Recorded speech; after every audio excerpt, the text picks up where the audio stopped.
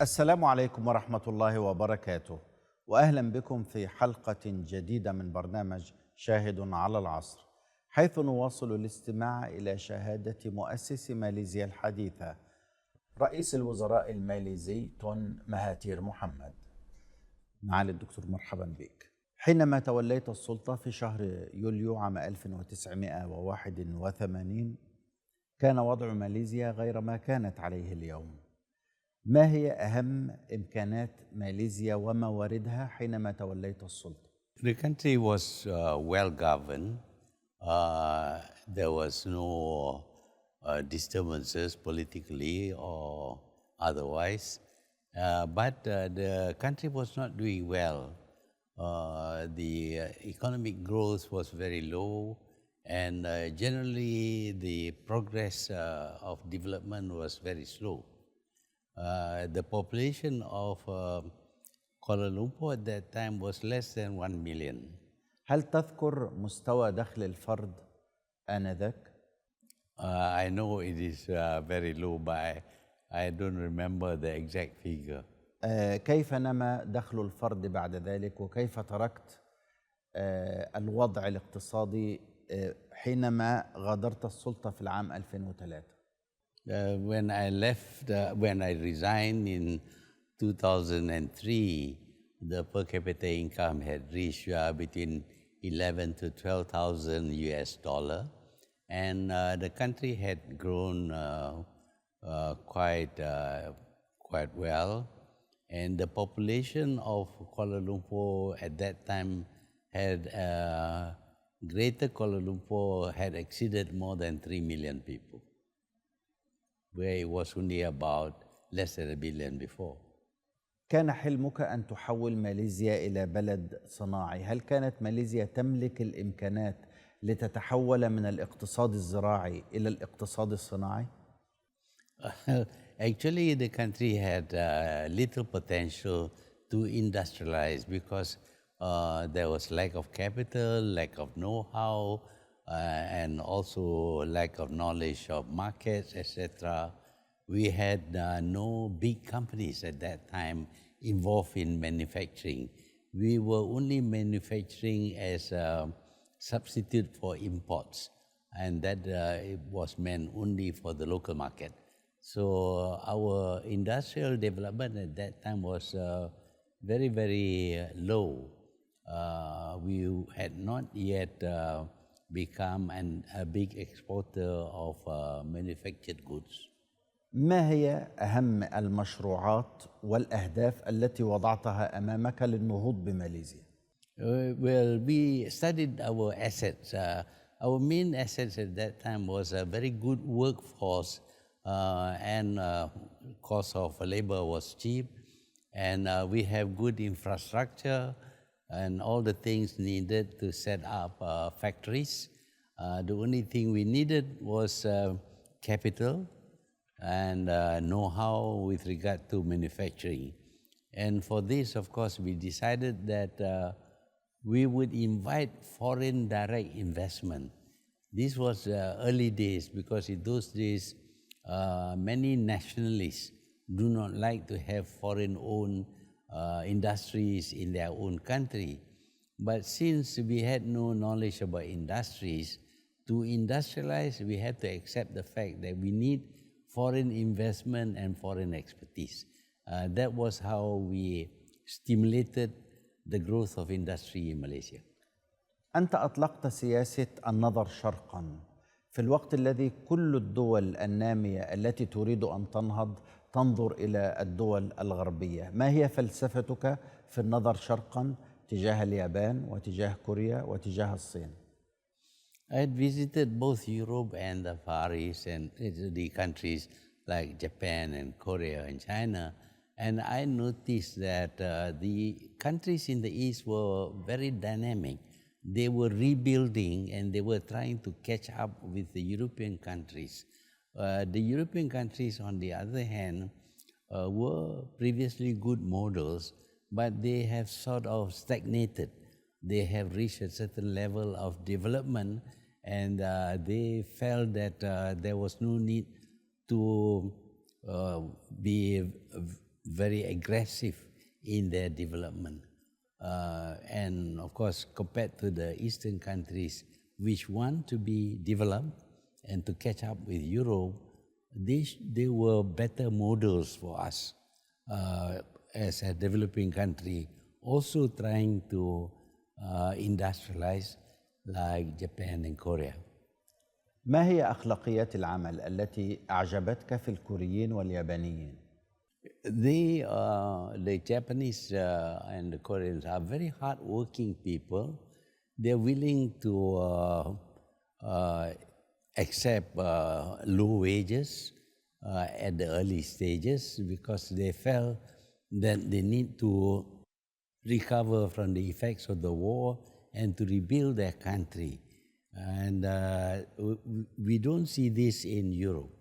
In Europe, the workers were all concentrated on demanding for higher pay and less work, whereas the Japanese were not demanding for higher pay. They were contributing towards the redevelopment of their country, and for that, I think they were willing to make sacrifices, knowing that in the end, when the country becomes developed, they would themselves gain a lot of benefits. ما أثر سياسة التوجه شرقا أو النظر شرقا التي انتهجتها على الدول الغربية لا سيما بريطانيا التي كانت تعتبر ماليزيا جزءا من مستعمراتها السابقة؟ By looking east, we did not only want to attract investments from the Japanese and others, but we wanted to learn their work ethics. The Japanese have very good work ethics. They work very hard. They don't mind doing extra work for their company. They are very loyal to their company. They don't go on strikes. Whereas we see in Britain, the workers have formed unions and they don't care whether their companies were doing well or not. They keep on demanding for higher pay. And when the companies pay higher salaries, their cost of production increases, and so their goods could not compete with products coming from Japan and Korea and Taiwan. So we think that the work ethics of the East are far better than of the West, and we wanted to copy those work ethics. ما هي أهم المجالات التي نقلتها من كوريا واليابان إلى ماليزيا ويعني اعتمدت عليها في بناء النهضة الماليزية؟ Well, that was a time when electronics has become, has created great new industries.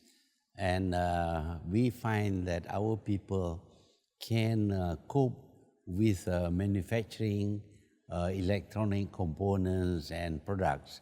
So that doesn't require huge machinery or anything like that. It requires more skill, manual work. So because of that, we invited these companies involved in the production of microchips, for example, and other electronic products. But we stress that our objective is to create more jobs for our people, not so much what the country can gain from the profits made. We were able to give them tax-free holidays because we were not interested in the profits they make. We were interested in the jobs they create and the skills that they transfer to our people. أنا سآتي إلى جانب التعليم بشكل أساسي لأن التعليم كان عماد النهضة الماليزية، ولكن أنت أشرت في مذكراتك إلى جانب مهم، وهو أن مهارة الماليزيين الذين أوفتهم للتعلم في كل من كوريا واليابان حينما عادوا إلى ماليزيا كانت أفضل بكثير من مهارة الماليزيين الذين أوفدوا إلى الغرب والدول الأوروبية للتعلم. That is true. We find that Malaysians who study in Japan and Korea not only acquire skills, but they also learn about the Japanese and Korean work ethics, and we find that they are very skillful in work with their hands, manual work, and therefore they were very suitable for the electronic industry. At that time, there was still not much automation. Later on, of course, mostly the work that is done by hand is done by automatic machines and robots. But in the early stages, manual work was required, and our people are skillful in manual work. ألم يكن طموحك وحلمك أن تحول ماليزيا من بلد يقوم على الاقتصاد الزراعي إلى بلد يقوم على الاقتصاد الصناعي حلما بعيد المنال؟ هل توقعت أن تنجح في هذا الحلم الذي ربما دفع البعض أن يتهموك بالجنون حينما بدأت تفكر فيه؟ But actually, industrialization was forced on us. As an agricultural country, the jobs created by agriculture were very few, not enough to absorb all the working workers in Malaysia. But industry can employ a lot more people and give them better returns. For example, on 1 acre of land, agriculture would not even support one person. But on 1 acre of land, a factory of 500 people can be set up and give jobs to 500 people. So it is the need for us to create employment for our people that force us to move away from agriculture into industry. And industry specifically labor-intensive industries. So that solves our unemployment problem. And at the same time, of course, we gain the skill of an industrialized economy. ما هي الفوارق الأساسية بين الاقتصاد الزراعي والاقتصاد الصناعي؟ Well, an agrarian economy, it doesn't create enough jobs for people. We have quite a big number of workers and they were not employed and they occupy too much land. For agriculture to succeed, lots of land is required and we cannot afford to cut down all our forests in order to grow rice or even to plant rubber. But industry, on the other hand, make use of less assets that we have in terms of land.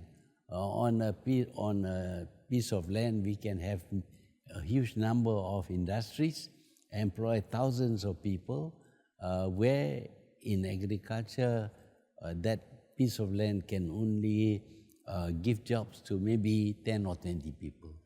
ما هي مجالات الصناعات المختلفة التي فتحتها في ماليزيا حتى تنهض بالاقتصاد الصناعي؟ Mainly it is electronics. As I said before, electronics doesn't require, at that time, didn't require much by way of machinery or even big factories. Just a simple factory would be enough to accommodate 100 or 200 workers working on the line to assemble electronic components and products, and this is a very efficient use of space, and yet it gives a lot of opportunities for working for our workforce.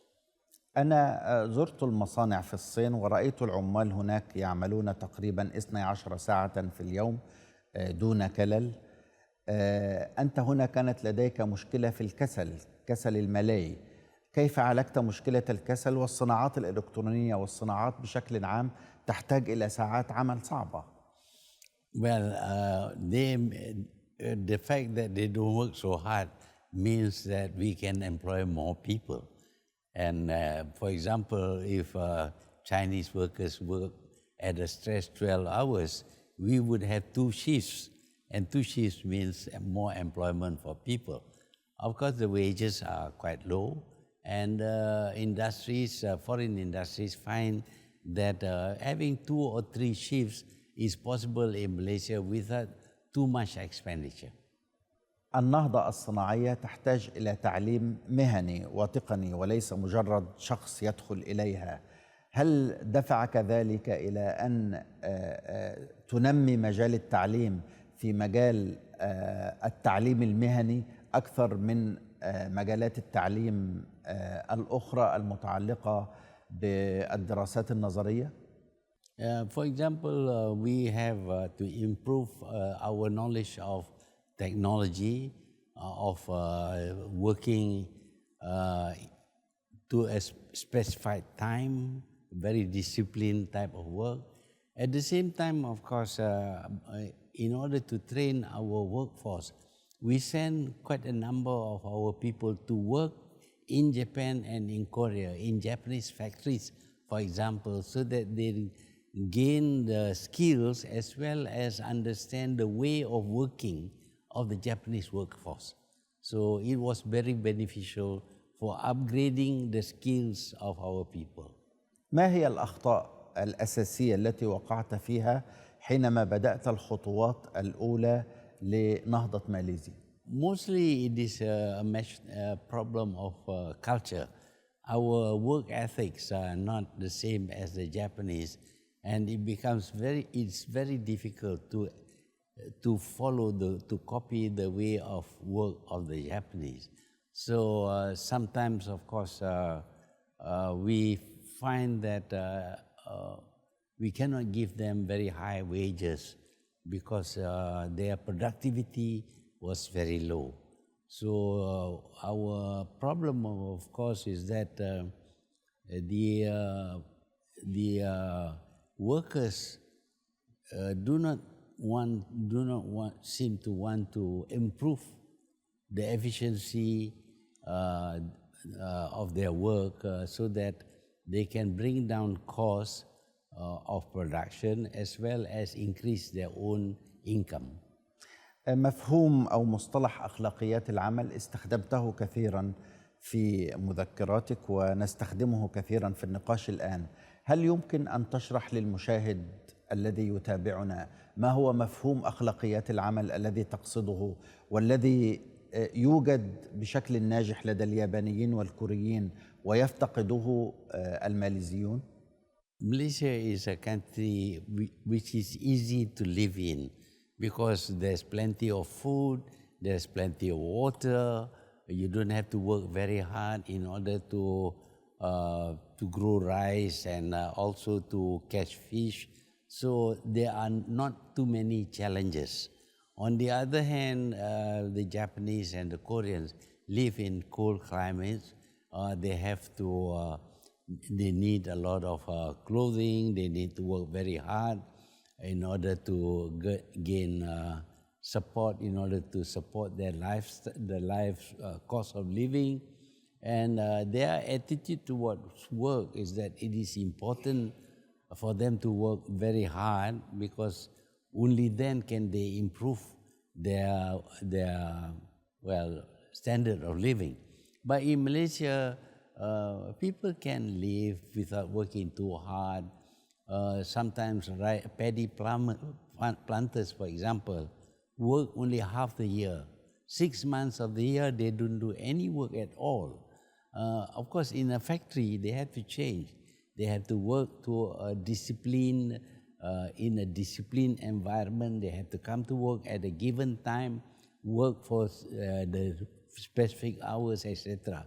So the culture of the agrarian people is different from the culture of the industrialized people. In industry, you have to be on time. You have, for example, to meet the demands of your customers on a certain date. So you have to have discipline. Nah. This is something that farmers do not have because sometimes if they have to do something else, they don't work. And sometimes there are feasts and celebration and all that. They just don't work. But in industries, you have to work to a disciplined schedule. So the change is very, very radical from being farmers to becoming workers in industries. يبدو أن هذه المشكلة لا زالت قائمة وموجودة. كثير من رجال الأعمال الذين يعملون هنا في ماليزيا تحدثت مع بعضهم فقالوا إننا نواجه مشكلة الكسل لدى العامل، لا سيما إذا حصل على المال يمكن أن ينقطع عن العمل لأنه لديه ما يكفيه لأسبوع أو لشهر، فبالتالي حينما ينتهي المال يعود مرة أخرى. نعم.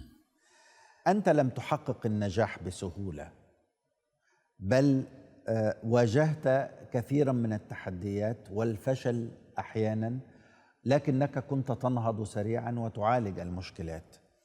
هناك مشروعات كثيرة سببت لك مشاكل في البداية، منها مصنع الفولاذ على سبيل المثال، وأنت أشرت في مذكراتك أنه سبب لك أعظم المشكلات. ما هي أهم المشكلات التي سببها لك هذا المشروع والتي أفادتك بعد ذلك في النهوض بماليزيا؟ Well, as I said, we don't have expertise in managing big industries. But in order to develop, we have to introduce certain industries which require big capital, skills in management of big industries, and also technical know-how, engineering know-how. To change farmers into workers in a steel factory is very difficult. They are not used to the discipline of the work in a huge steel industry. That is why their productivity was very low. And we need to find ways to train them, change their work ethics. Sometimes we take workers for camps where we try to teach them new values that, to succeed in life, they must work very hard, they must be very disciplined, and they must have good work ethics, they must be trustworthy. A lot of things are required for the rural people, these farming people, to become industrialized people. So that was the challenge that I face. Of course, sometimes we fail, at times we produce some very good people, and in the end, of course, the success rate may be about 10% or 20%. But if you don't do it, you won't have any success at all. So I have to accept that I cannot succeed 100%. So if I try to employ 100 people, and out of the 100, I find 10 or 20 of them becoming very good workers in industries, that to me was regarded as a success. وأنا أدرس هذه التجربة لاحظت شيئا، أن همتك كرئيس للحكومة وطموحك وآمالك كانت أكبر بكثير من طموح الشعب ورغباته، وكأنك تجر بشكل صعب هذا الشعب لكي ينتقل ويصبح شعبا عالي الهمة والنشاط، ولكنك كما تقول كنت تعاني بشدة. We have a slogan called leadership by example. The leader must show the way, the leader must work hard. So I try to show people that if you work hard, you succeed. If you don't work hard, you don't succeed. You must be efficient, you must have discipline, you must have good work ethics in order to success. So leadership by example imposes a lot of burden on me to show the good example. But I think it was worthwhile if you want to achieve progress among a people whose work ethics are really not suitable for change from agriculture to industry. المشكلة هل كانت في الكفاءات أم في القيادة أم في آليات العمل أم في الشعب نفسه؟ Yeah, it is in a way the inherited culture of the people. As I said, Malaysia is a very easy country to live in. It's not too hot, it's not too cold, so clothing is not a problem. You can find food everywhere. There is the river with the fish, and the rice planting is easy. So life does not pose challenges. And when life does not pose challenges, then you become very weak. When you have to face and overcome challenges, then you build strength. And also Malaysia is a very peaceful country. Even when we have foreign invasion, we negotiate with our invaders to find an easy solution. So life in Malaysia is extremely easy, and it does not require you to work very hard to overcome challenges. ما قصدك من توزيع المصانع والمشروعات الكبيرة على الولايات المختلفة؟ لاحظت مثلا أنك مصنع الفولاذ أسسته في ولاية ترنجانو، مصنع الإسمنت في لنكاوي، المصانع وزعتها على الولايات الأخرى، ما هدفك من وراء ذلك؟ This is another problem. Our people do not like to move away from their homes. They want to stay where they are, and if there is going to be, they have to work, it must be in their place. So we have to distribute the industries to different states to create employment for the people in those states. They don't want to go to other states to work, create employment in their own state, and improve the economy of the state. So if you concentrate on industrializing only one state, the other states, of course, will be neglected and will not develop well.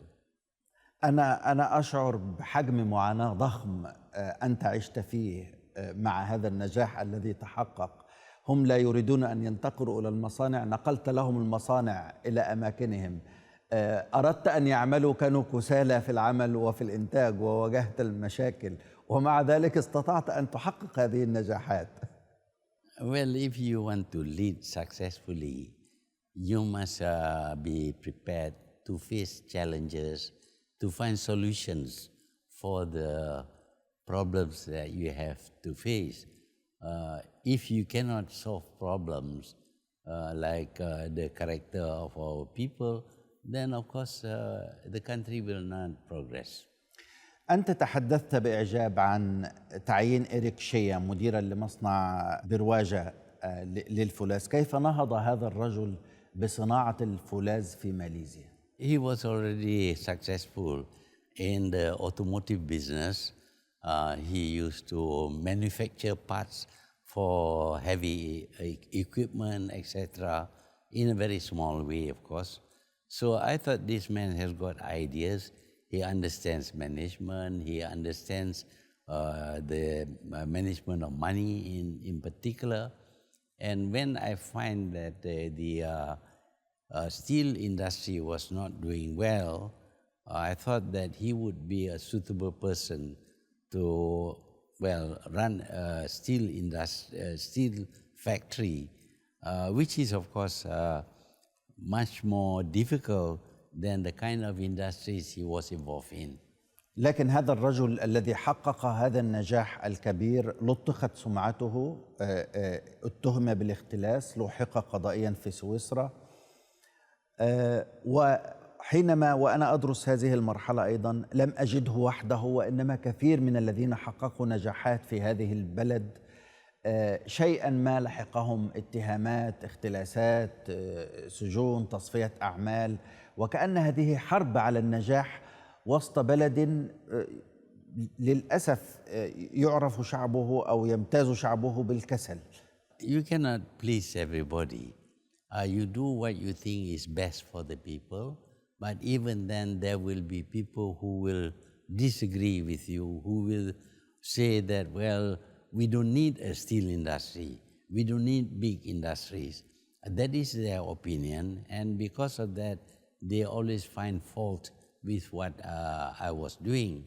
Unfortunately, of course, we were not too successful in the steel industry. We were more successful in one or two other industries, also heavy industry, but steel was a big problem because there are many ways of dealing with iron ore in order to produce the kind of steel that we need. If you choose the wrong technology, or you don't get your people to work well, or you don't know how to repair the facilities, all these things require very good management skills. And even the best managers sometimes fail.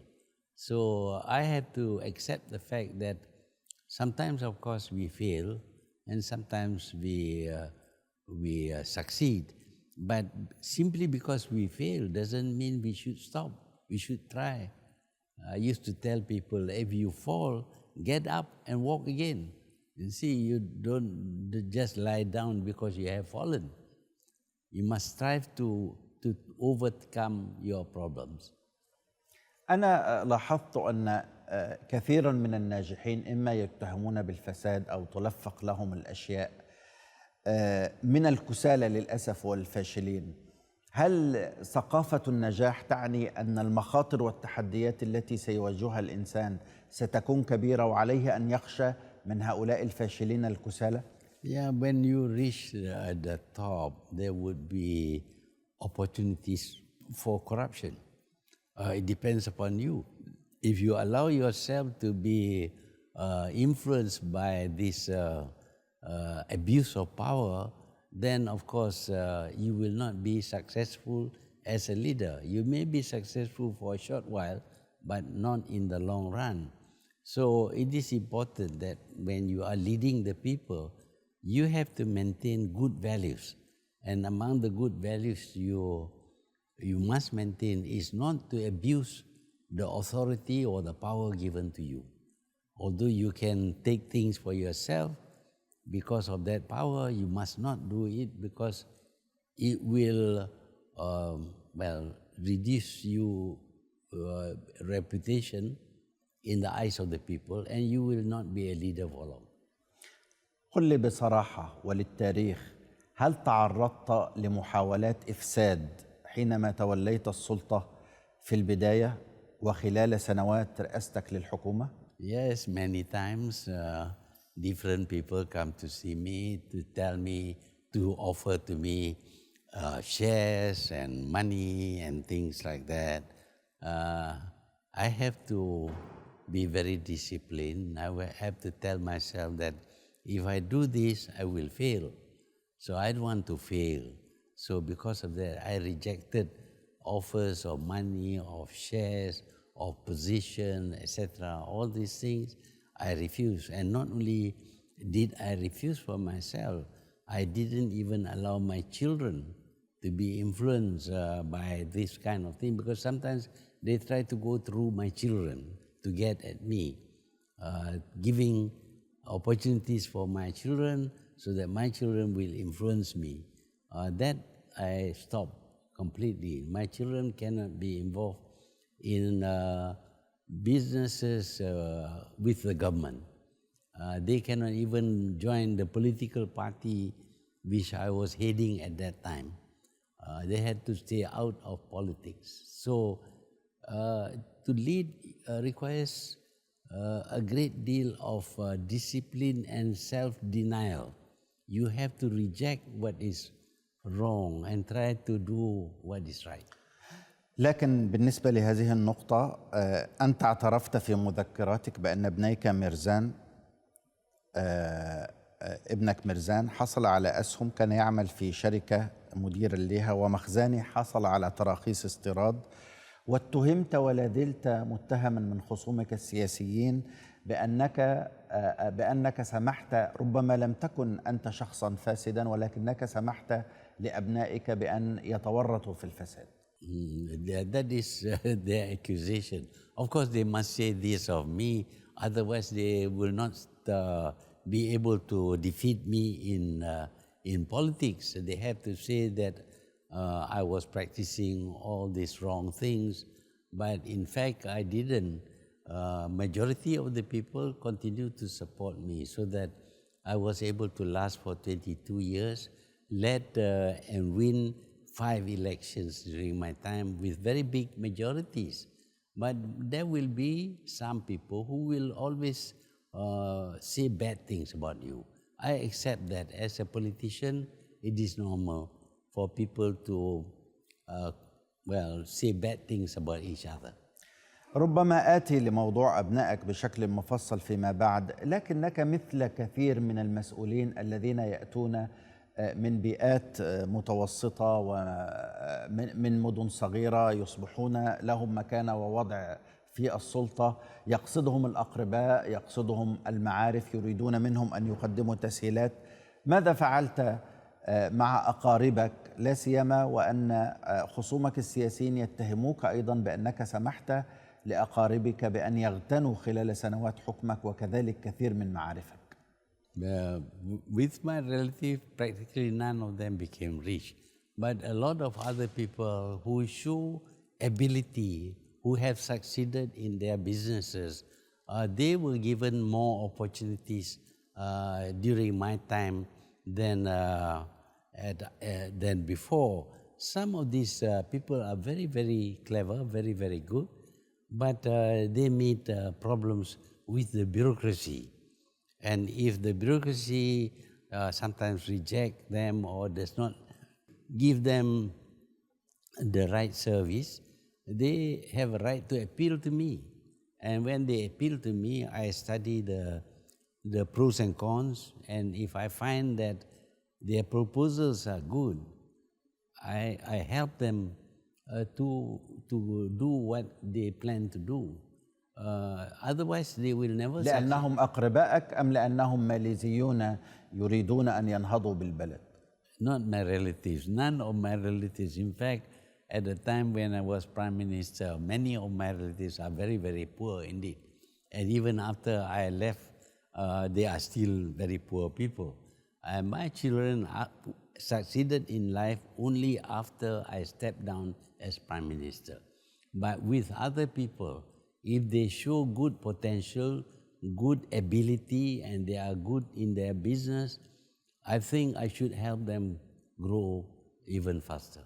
وماذا عن ابن أختك أحمد مصطفى الذي كان يسعى وأنت في السلطة إلى صفقة طائرات سخوي 35 لبيعها لماليزيا؟ أليس هذا ابن أختك قريبا لك وصفقة طائرات مقاتلة؟ We were buying Soviet fighter planes, and he thought that he should be an agent for the sale of Soviet fighter planes. And of course he was close to me because he was related to me, and we met quite often. But when he wanted me to buy this plane, I told him that it's based on merit. If the plane is good, we buy. If the plane is not good, we don't buy. And we find that that plane is not yet completed by the Russians. And we said we cannot buy this thing because in the first place, we will not need this plane until much later. And in the end, of course, I rejected his appeal for me to buy the plane, which will give him a big profit. And because of that, he was very angry with me. Until now, he doesn't speak with me at all. He has written a book against me. This is my nephew, the son of my sister. But I cannot help him if something that he wants is something that the government doesn't need. دائما الصناعات الكبرى مجال واسع جدا، والنهوض في أي دولة والبناء مجال يكثر فيه الفساد وتكثر فيه الأموال وتكثر فيه السرقة. أنت حينما نهضت، خصومك السياسيين يتهموك بأنك لم تضع القوانين اللازمة لمحاربة الفساد، وبالتالي تركت المجال لكي يتوسع الفساد في ماليزيا. Well, that is the claim. I must admit that despite trying to fight against corruption, there was still some corruption involving government officers, etc. you cannot actually ولا زال الناس تشكو من الفساد إلى اليوم في الإدارات الماليزية، لا سيما رجال الأعمال، والناس يواجهون بيروقراطية وفساد كبير. That is because the present Prime Minister is known to the world as a corrupt. When I was Prime Minister, the world did not accuse me of being a corrupt Prime Minister. I didn't have any scandals. I did not take any money. No proof that I ever took any money from anybody. So at that time, although I admit there was still corruption, but the level was very low. Only minor cases of corruption. But here we have the Prime Minister accused by the American Department of Justice of corruption, of money laundering, and he is now even called a crook. So when the Prime Minister is like that, of course at the bottom, lots more people are more corrupt because your boss is corrupt. So you try to make money for yourself through corrupt practices. Today the situation is extremely bad because the leader is accused of corruption. But during my time, there were accusations against me, but no proof, no charges, no scandals about my so-called corruption. What they say is that since you are the Prime Minister and you have power, and therefore you must be corrupt. That is the assumption. Because I can be corrupt, so I must be corrupt. But for me, money is not too important. What I do is important. The results of what I do is important. That is very satisfying for me, what we call job satisfaction. أما تعتقد أنك لو وضعت قوانين حاسمة للحرب على الفساد والفاسدين كنت منعت حتى من يأتي بعدك من أن يفسد، ولكن الحرب على الفساد كانت ضعيفة فتركت المجال للفساد أن ينتشر حتى من بعدك؟ The laws are there, but when the leader wants to be corrupt, the laws are pushed aside. There is no rule of law now. It is not because of the law that corruption has taken place. It is because the Prime Minister himself decided to be like that. You see, during my time, I could be like that, but I wasn't. Because for me, as a Prime Minister, I had a good life enough. Because I came from, I came from poor backgrounds. For me to become Prime Minister was a great progress. And I thought that I was rich enough. In fact, when I was Prime Minister, I did not have to spend even a single cent of my salary. Everything is paid for by the government. So I saved my salary. ماذا فعلت بشأن المعتقلين السياسيين الذين كانوا في السجون في عهد رئيس الوزراء الذي سبقك تون حسين؟ The first thing I did was to release 21 political prisoners. I didn't like the idea of detaining political prisoners. But of course, to release them, I had to get the agreement with the police and the other legal departments, whether I could release them or not. It must be done properly according to the law. So they were released, 21 of them were released. سبقك في رئاسة الحكومة بعد استقلال ماليزيا عام 1957 عن بريطانيا تونكو عبد الرحمن وتون رزاق وتون حسين. كان كل واحد منهم له نهج في إدارة الدولة. ما هو النهج الذي قررت أن تسلكه بشكل مختلف عن الثلاثة الذين سبقوك في إدارة ماليزيا والنهوض بها؟ The methodology, to me, it is all about working very hard and implementing what is already in place. The laws are in place, the policies are in place, but if you have laws and policies, but you do not know how to make progress using those laws and policies, you will not succeed. So the policy on industrialization, for example, was there before me. But you just make it a policy and you do not know how to implement it, it will not happen. You see, the difference between me and them is that I know how, I have some knowledge about how to implement. For example, when they face this problem of lack of capital, lack of know-how, lack of management skill, they felt that they couldn't do anything. I decided that, well, okay, if we don't have all these, we can invite other people to come here. And because of that, the problem of unemployment, thousands of people being unemployed, was resolved because I was able to create a new industry using foreign capital and foreign investment. So you have to find a solution to all problems. That's what my training as a doctor is all about. لكن البيروقراطية كانت تقف ضدك بالمرصاد، ولا زالت البيروقراطية في ماليزيا كبيرة جدا. من الأشياء التي صدمتني وأنا أتابع هذه المرحلة حينما توليت أنت السلطة بعد العام 81 وأردت أن تنهض بالبلاد، قلت في مذكراتك أن أعلى مبنى في كوالالمبور كان 9 طوابق فقط، كان مبنى أحد الفنادق وكان 9 طوابق فقط، ثم اكتشفت أن السعي لبناء فندق أو مبنى كبير في ماليزيا يستغرق، يكون بحاجة إلى 200 موافقة وإذن وترخيص، ربما تحتاج إلى 5 سنوات حتى ينهض البناء، مما يؤدي إلى فرار المستثمرين. ماذا فعلت في هذه البيروقراطية القاتلة؟ Well, bureaucrats normally like to create jobs for themselves so that they become more powerful.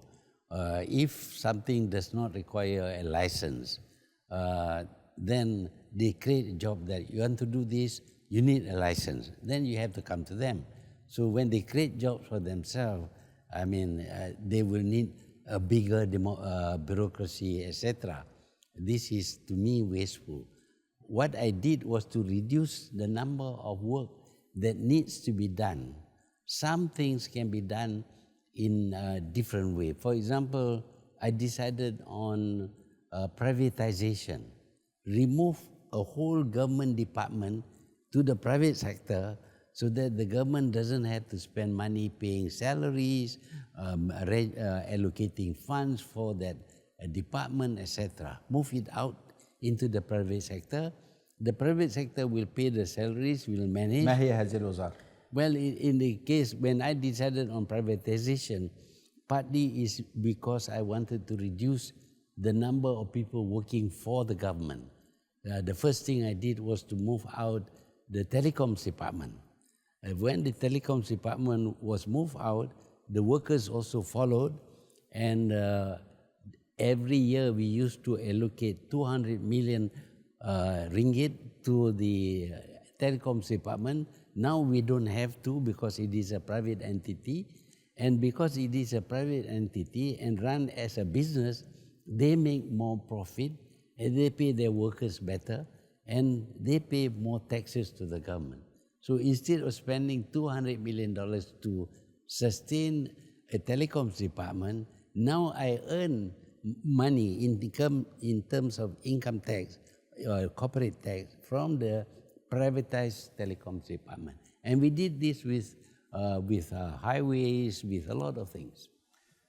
النهضة واكبها نهضة علمية ونهضة تعليمية ونهضة كبيرة في البحث العلمي. اسمح لي أبدأ معك فيها في الحلقة القادمة. شكرا جزيلا لك، كما أشكركم مشاهدينا الكرام على حسن متابعتكم.